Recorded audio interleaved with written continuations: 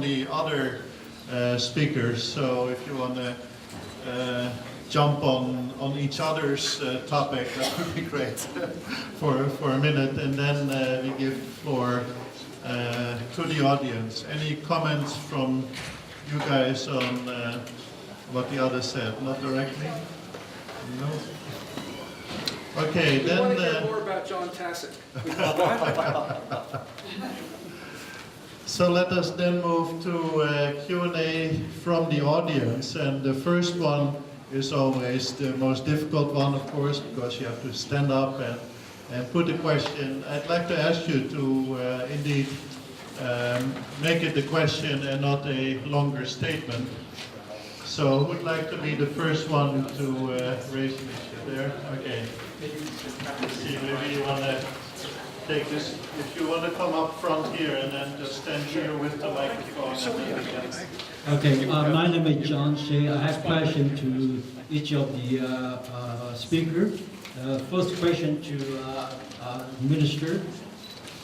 Since the San Francisco Peace Treaty renounced that the title rights and claim to Formosa and Pescadores, do you think, that's my question, do you think Japan still hold the residue sovereignty of Formosa and Pescadores? That's my question to you. And to John, my question is that I think we all believe that the San Francisco Peace Treaty is still valid as of today.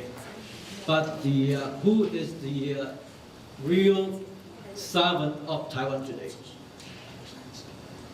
You got my question. Okay. The last question to the Gordon. Yes, it's an ideal world. If it's an ideal world, and then we know Taiwan has a sovereignty. But the reality is that Taiwan doesn't own the sovereignty. Okay. You mentioned that the Montevideo Convention. The government in Taiwan, they don't have the government on behalf of Taiwan. They claim they are the government on behalf of the whole China. Okay, the territory is not covered by Taiwan. They claim they cover mainland China and also Mongolia. Okay, so that's not ideal. Okay, and my question to you is that what is Taiwanese nationality today? Because the appeal court, Judge Brown told us Taiwan doesn't have the sovereignty or stateless in the past 60 years. So what is Taiwanese nationality today? Thank you.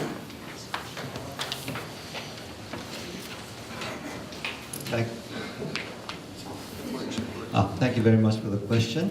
As I have explained to you, the structure of the San Francisco Peace Treaty, Article 2 says that Japan renounces all right, title, and claim to Formosa. Article 3 says that Japan gives Okinawa under United States trusteeship. And as far as Okinawa is concerned, there was the issue of residual sovereignty. So if you look at the structure of the treaty, I believe that there is no issue of residual sovereignty of Japan over Taiwan. Well, thank you. The question I had was, is the San Francisco Peace Treaty still valid, and if so, who's the sovereign? And I think the answer to the first one is yes, the San Francisco Peace Treaty is still valid. I would go to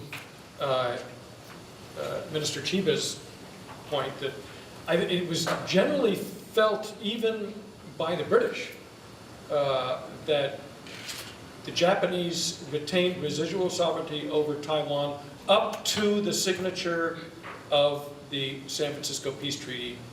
I believe it was September 8th, 1951. And after that, no, Japan did not have sovereignty. So who owns the sovereignty? Well, as I say, the matter is unsettled. Under international law, the matter is unsettled. You will look at, I hate to You know, I know Taiwanese think they're all unique and that nothing that happens in Taiwan would happen to anybody else, but there are several instances in the 20th century, at least, of territories that have substantial populations that had undetermined or unsettled sovereign status. One of which you probably already know of, but hadn't thought of it, which is the West Bank and the Gaza Strip. Just like Japan in 1945 and again at the San Francisco Peace Treaty, Turkey renounced all right, title, and claim to the territories of the Middle East under the Treaty of Lausanne. And the League of Nations then, the Treaty of Lausanne, then transferred, not sovereignty, but they transferred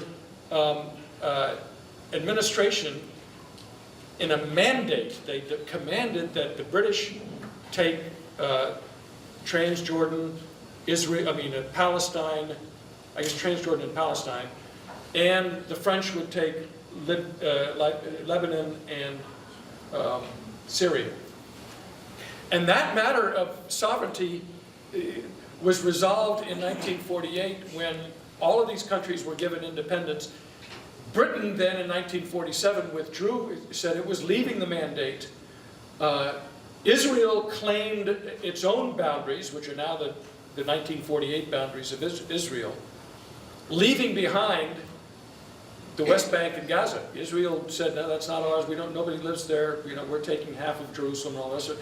Those boundaries were recognized by the United Nations when the United Nations admitted Israel to membership in, I believe it was May 13th, 1948. Today, to this very day, the West Bank and the Gaza Strip do not have a sovereign. And one can ask, as you asked, well, who is sovereign? Somebody's got to be sovereign over there. Well, the difference, of course, between, I'll make a couple of other comments. Danzig Free State, that was made a free state after the First World War, did not have a sovereign. It was under the League of Nations administration from 1919 through when Hitler basically demanded a plebiscite and against the mandate of the League of Nations. A plebiscite was held against the mandate of the League of Nations, and Danzig joined Germany because 90% of the people that voted joined Germany. Well, when that happened, the League of Nations said, well, okay, I guess they want to be German, they could be German. With that election, with that plebiscite, it became German.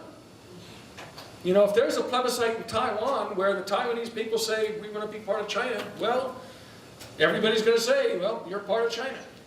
And I say this based on historical precedent and international law. Gordon also mentioned the Baltic states. I mean, there's a lot of, I think not a lot, but there are certainly several instances in the 20th century where there was no sovereignty left. Well, your question then is, well, here, look at Taiwan. Taiwan is different from the West Bank and Gaza in one big way. Taiwan governs itself. West Bank and Gaza are not, Gaza, who knows what the heck's that? But in the West Bank, half of the West Bank is occupied by settlers. Half of the West Bank is basically patrolled by Israeli patrols and army. Nobody says the West Bank really governs itself, because anything that West Bank does that Israel does not like can be overturned. Which is to say, West Bank is not sovereign. Nobody says it's sovereign. But Taiwan governs itself. Nobody tells the Taiwan government, the Republic of China government, what to do in its own territory. And furthermore, the Taiwanese people vote for their own government. And when the Taiwanese people vote for their own government, that tells you pretty clearly who's sovereign there.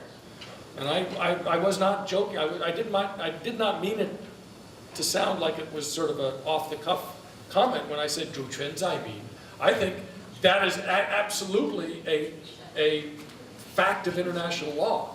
And the Taiwanese people, the Taiwanese voter, have the sovereignty even now under international law. And I'm going on and on. I think we can revisit this, but I'll turn it over to Well, let me just sort of carry it through from what John has said in trying to answer what is really the critical question of what is the nationality. Because as you point out, the Republic of China, quote unquote, claims not only jurisdiction over and sovereignty over Taiwan, but also what we consider to be China, plus also Mongolia. And if you look at what John was just talking about, that the Taiwan people actually govern Taiwan, the easy answer, but also the correct answer, is that the nationality is Taiwan, because that's where they exercise effective sovereignty and jurisdiction. That's where their government is effective, and that's where really the rest of the international community sees the government in Taipei as being the legitimate government. It's the legitimate government really of Taiwan, not of the rest of the areas that it claims, China and Mongolia. So, as I think it's just a very simple answer, the answer is Taiwan.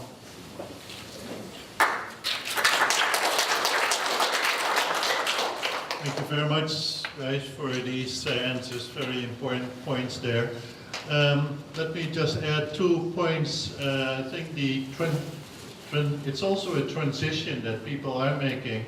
I've done a number of statistics on opinion polls in Taiwan, and in the early 90s, you see that 50–60% of the people say we are Chinese, and only 20% of the people say we are Taiwanese. But after democratization, from 91 until now, it has changed so much. You see the percentage of Taiwanese growing and growing and growing. So right now, more than 70% of the people say we are Taiwanese, while people who are saying Chinese has reduced to 6 or 7%. And that is really rediscovering yourself, rediscovering your own identity. And you have all been part of that, but people back in Taiwan have to kind of follow up on that, but the world will say, well, what is your voice? What is the Taiwanese voice? So if the Taiwanese in upcoming January in the election say, we want to be free, democratic Taiwan, then the world will say, oh yeah, yes, we have to start thinking about that. If the Taiwanese people say, well, we are going to drift off in China's direction, well, that's up to them. So that is really a point to be made there. I want to go to the next question. The gentleman way in the back, can you come forward so you can use the microphone here? One quick note, please limit your question to a minute. I know we're all passionate about this topic, we're all very interested, but in the interest of time, let's keep it nice and short. Thank you. And really make it a question, eh? My question is if Taiwanese can be independent country through their referendum, and which country, including United States, can say yes and agree for this? Who wants to tackle that? I can give a first jab, and if you want to add to that, a referendum has been talked about for a long time. John already mentioned it in 49 and 50. General MacArthur said, we want to have a referendum for Taiwan, or we should have one. But it didn't take place. Why not at that time? Because Chiang Kai-shek was sitting there and he said, well, I'm the real government of China. Now, if we want to talk about the referendum, there's another big fellow over on the other side of the strait that says, well, no, you can't have a referendum. But we need to keep this issue on the table. We need to continue to talk about it, continue to have friends and allies in the US Congress, in the European countries who are aware of this issue that Taiwanese want to go in that direction. So, and then at some point in time, which might come very unexpected, and I think Gordon made that point very clearly, with the Baltic states, Estonia, Latvia, and Lithuania, in 89, in 90, nobody talked about a referendum. But suddenly the Soviet Union collapsed, and it became possible for them to have a referendum, and they became independent in just 2 years, Nobody saw that coming. There were so many American experts in Washington, and they said they never could see this coming. Condoleezza Rice is one of the most prominent experts of the United States on Russian affairs. She never talked about that in the 80s, but suddenly it happened in the 90s because the people in those countries continue to work in that direction. Any additional points on this question from John? Well, this of course is I love to pontificate here. So this of course is the $64 billion question. Or if you consider Taiwan's GDP is almost $500 billion, then it's the $500 billion question. I would point out that the example of the Baltic states is perhaps one that we all ought to consider, because the Baltic states were occupied by the Soviet Union in 1940. Nobody recognized Soviet sovereignty over the Baltic states, even during the Second World War, even during the Cold War. I'm not a legal expert, so I'm trying to remember what the status was after the Helsinki Accords. But I don't think the United States ever recognized Soviet sovereignty over the Baltic states. But of course, it didn't make any difference to people, because a lot of people thought, well, it's never going to happen anyway, so who cares? And I, again, as I say, I would defer to somebody that knows more about it. But my recollection was that when the Berlin Wall fell, and when Eastern Europe began to emerge, that was when the Soviet republics of the Baltic states began to agitate for their own elections and their own independence. And that was the thing that got Gorbachev to rethink the entire structure of the Soviet Union. Because it was the Baltics, it was not anything else. It wasn't, people talk about the Chicken Kiev speech of August of 1991, where, Ukraine began to think, well, maybe we should be independent. But what this meant was, don't give up, keep hope alive. The second problem, I would say, is that I don't want people to be, too filled with. You've got to have determination, but the question is absolutely right. Who's going to help Taiwan if Taiwan declares independence? And I would point to Czechoslovakia's, Austria. Austria wanted to be independent from Germany in 1938, and Hitler demanded that Austria consider itself part of a German nation. And in 1936, Austria signed a treaty with Germany that said Austria and Germany are German nations. And Hitler then took that treaty and said, well, that means you're part of Germany. In March 12th of 1938, the Chancellor of Austria said, we're going to hold a referendum to see if we're going to be part of Germany, because I don't think any Austrians want to be part of Germany. Well, there were Austrians. There were Austrians who were German nationalists. They were backed up by the German army across the border. And the night before the referendum took place in Austria, there was a coup, and the Vaterlandspartei, the black shirts, the Nazis, took over the Vienna government and arrested everybody that was in the government. They forced what we call the Anschluss, the absorption of Austria into Germany, and nobody cared until the Second World War started, at which point then Austria was listed as one of the captive nations, and after the Second World War, Austria was given its independence again. The third point, of course, is Czechoslovakia, who begged France and Britain to support it when it tried to resist German annexation of the Sudetenland. And France and Britain both said, we're not going to fight a war for Czechoslovakia. And you know what? The Czechoslovakians said, we're not going to fight a war because we simply can't win. We will be destroyed. I mean, it'll be a tough war, and the Germans will regret that they did it, but we can't. Unless we have allies, we're not going to do this. Germans took over Czechoslovakia. It took a major world war to get Austria and Czechoslovakia liberated again.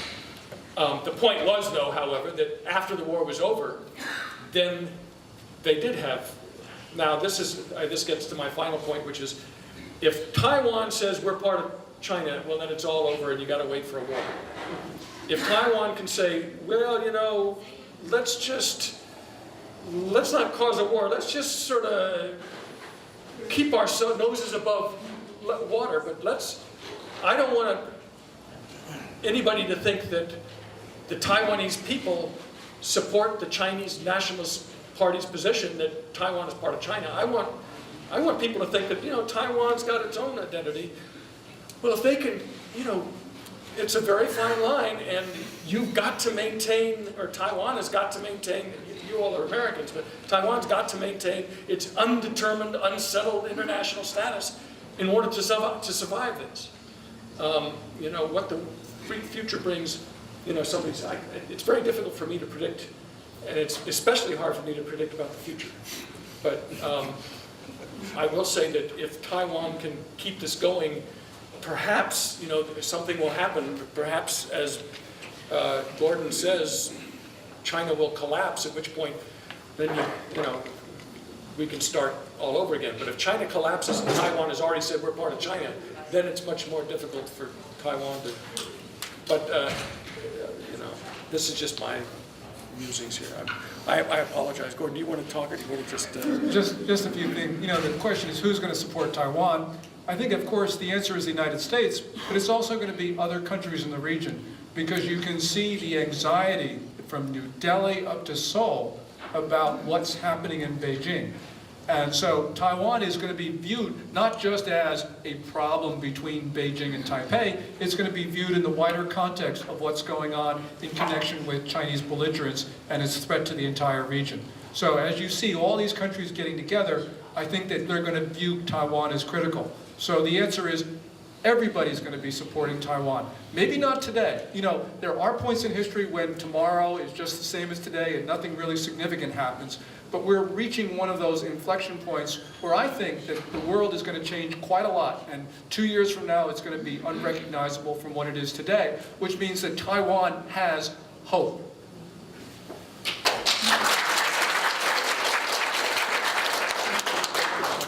Excellent points, John and Gordon. And picking up on Gordon's last point, that's why it's so important that Taiwan itself has a right strategy for dealing with China. Over the past 3 years, it has tried to deal bilaterally with China, and then Taiwan always loses because Taiwan is small, China is big. But Tsai Ing-wen of the DPP has proposed that Taiwan deals with China in an international context, and that is a very important concept, that we deal with China through international fora, through international organizations, the South China Sea, for instance, not let it play it off bilaterally, but work on issues in which China is causing the problem in an international context. That is so very important. And picking up on one other point that John made about Austria and Germany in 1938-39, you remember very well that there were quite a number of people in Austria who did not want to have the Anschluss, as they call it. And those were the people of the sound of music. That's where Edelweiss comes from. So you remember that one very well, I think. I think there was a question here, you ma'am. Thank you for the nice presentation. I remember, maybe I'm wrong, but U.S. used to label Chen Shui-bian as a troublemaker. It seems that the U.S. also put a leash and a muzzle on Chen Shui-bian. So, however, on the other hand, the Maingyo government, it seems to me the U.S. government keeps silent on what he does or what he did. And I'm just wondering, we have high hope here for next year's election. However, I'm just wondering, the U.S. government will be more openly embraces a Tsai Ing-wen government if she got elected. Thank you. Excellent question. I think John probably wants to pick up on that, and Gordon maybe. Let me make 1 or 2 points here on the troublemaker part. In October 2005, we had former President Lee Teng-hui in Washington, and there was a congressional reception for him, like we will have a congressional reception next Wednesday for Tsai Ing-wen. And outside there were Kuomintang demonstrators. Lee Teng-hui is a troublemaker. So one of the congressmen has seen that sign and he said, President Lee, let me tell you that here in Washington, we have monuments for troublemakers, for Washington, for Jefferson, for Lincoln. Those were all troublemakers in that time. So we are very happy about troublemakers. Then on the on the issue of neutrality in the election, the United States has officially reiterated on a number of occasions that they are neutral in the elections, they do not take sides. There are people in the US government who perhaps prefer the Ma administration because he has reduced tension in the area, and that is something quite important for people in the government because there's so much tension in Iraq, Afghanistan, South China Sea, etc., etc. So whoever can reduce tension, you know, they're very happy about that. And so in the upcoming elections, they are perhaps going to think about that a little bit. But I think they will also see that over the past 3 years, the Ma administration has gone too far and too fast in China's direction.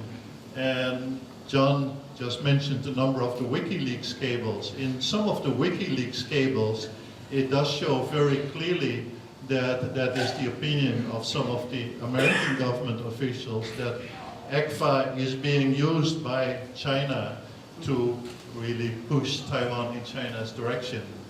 Any other comments from either of you on the elections and the role the US wants to play in that or not wants to play in that? No?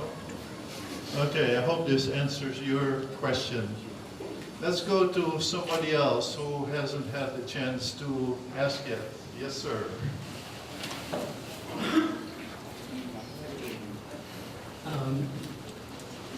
Gordon's been talking about Chinese getting belligerent and very aggressive, and you mentioned India, Korea getting nervous and something like that. But I think there's one important big nation is Japan, and I'd like to ask Minister Chiba, what's Japanese view about Taiwan, and would they support Taiwan not to be taken over by China? So it's basically a question, what is the strategic importance of Taiwan for Japan? I think I can answer for Chiba. No, Akira will answer his own question. Thank you very much.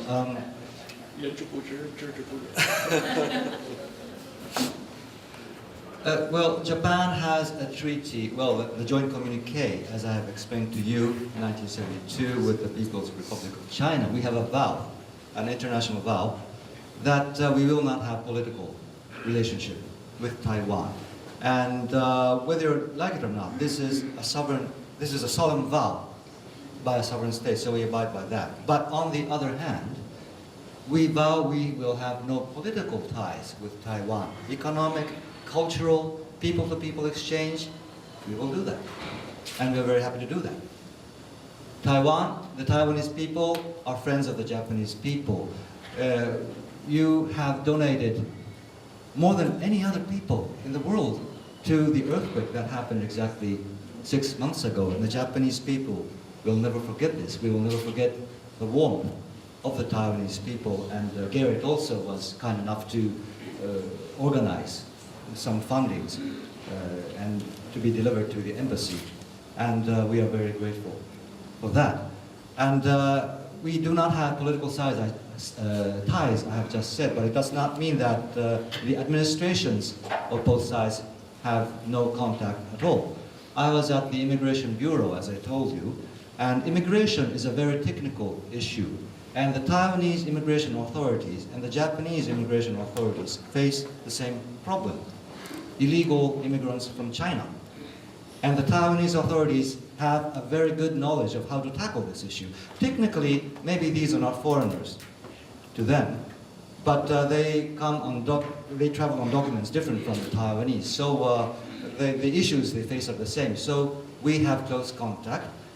So much so that in January last year, I had a chance to visit Taipei and have an exchange with the immigration authorities. This is perfectly in line with the joint communique because it's a technical issue and it has to be dealt with among technical bureaucrats. And the reason why I am wearing a tie today, this is a tie that I was given by the National Immigration Authority, 移民署.